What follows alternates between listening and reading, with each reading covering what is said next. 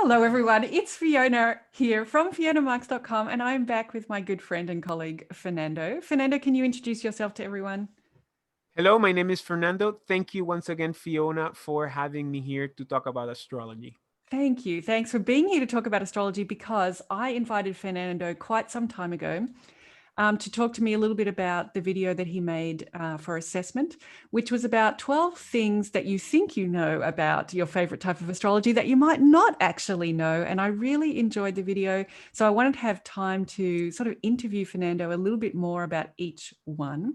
And today I'm happy that the topic we're talking about is the fourth house and the 10th house. So I'm going to set the scene because that's the bit that I know about, and then I'll let Fernando talk me through the rest of it.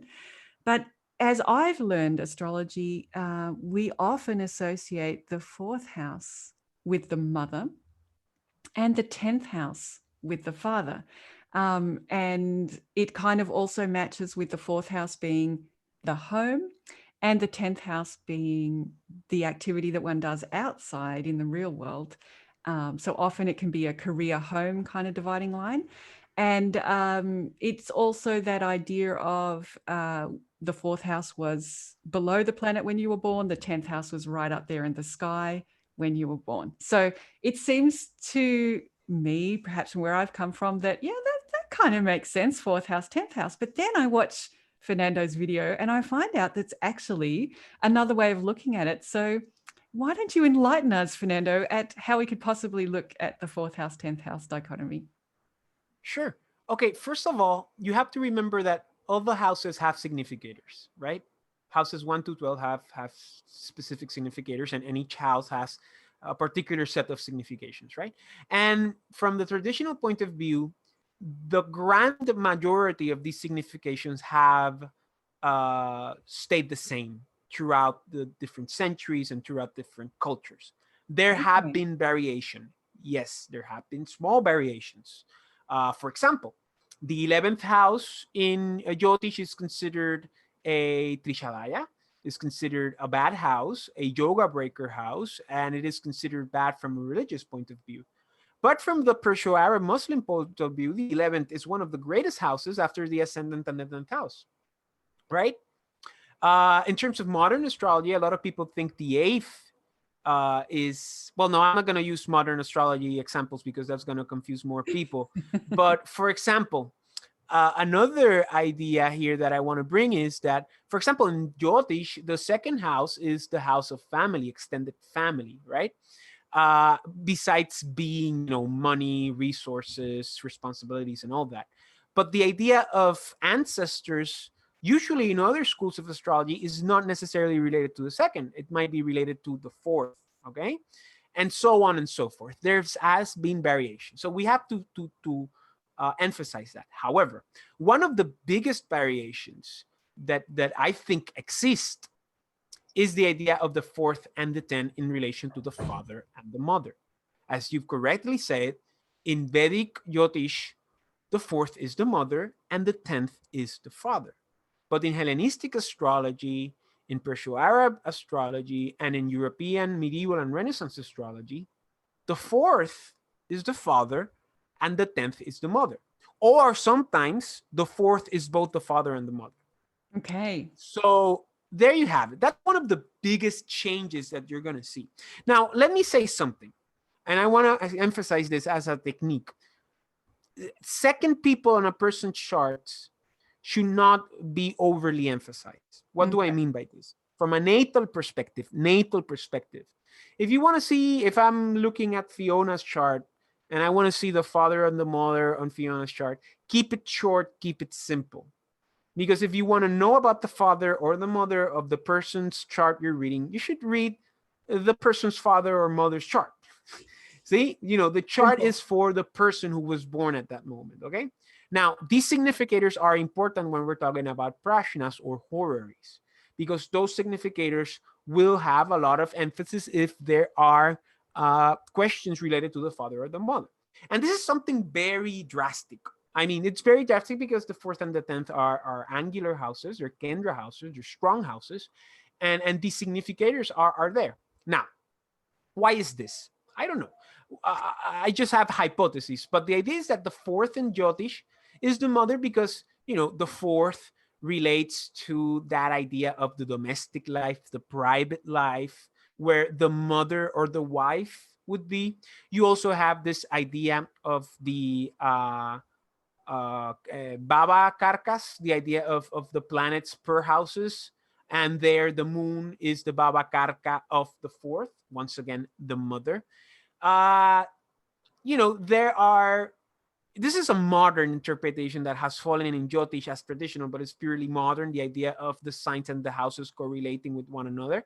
You have the idea of the fourth related to Cancer. Then you have more confluence, I would say, to the idea that the fourth is the mother. But that is a modern technique that does not have to do with traditional astrology. And so I guess that's the reason why it's there. And then the 10th would be the father because it's a place of power. Once again, you have this idea of the Baba Karkas. Although in the 10th for the Baba Karkas, there are many opinions. It's not just the sun. Some people say it's Saturn. Some people say it's other planets. But you have that there. And also you have the idea of the power, the visible, then you have the father, right? And besides that, you also have the idea of the directional strength, how the moon gets directional strength in the fourth, how the sun gets directional strength in the 10th. So you have all that confluence in Jyotish to see how it goes. However, as I said before, this changes in Muslim Persian-Arab astrology, and this changes in Renaissance and medieval European astrology, and it also changed in Hellenistic astrology. There, the fourth is the father. Why? Because in those cultures, the fourth was more related to land. It was related to earth, right? Where you step in. Actually, Yep. the fourth is what is below your feet. So Yes. it's what's below the ground, treasure, the hidden stuff, right? But the idea here is that it related to ground. And in traditional societies, who owned the ground? The father figure, right? And when he died, it would go to their children. So it was more of an idea of land, of territory. Now, why does the 10th allude to the mother? I have no idea. Maybe because the moon culminates there. It's very important for some rituals. I don't know.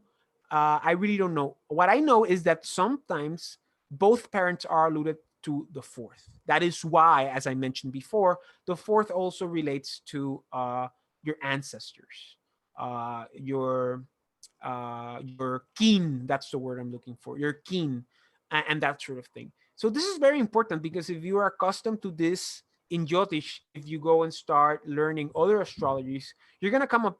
You're gonna come up with this big thing. Okay, and there are other exceptions, other variations. As I said, another one which is very interesting is the idea of sex. That's very interesting. In modern astrology, they would say it's the eighth. Unfortunately, some Vedic astrologers think it's the eighth because of this Scorpio eighth house thing.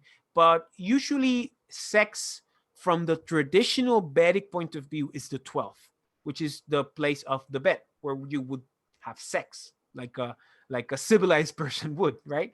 And have a family with your wife and all that. But from the Hellenistic perspective, it's the fifth.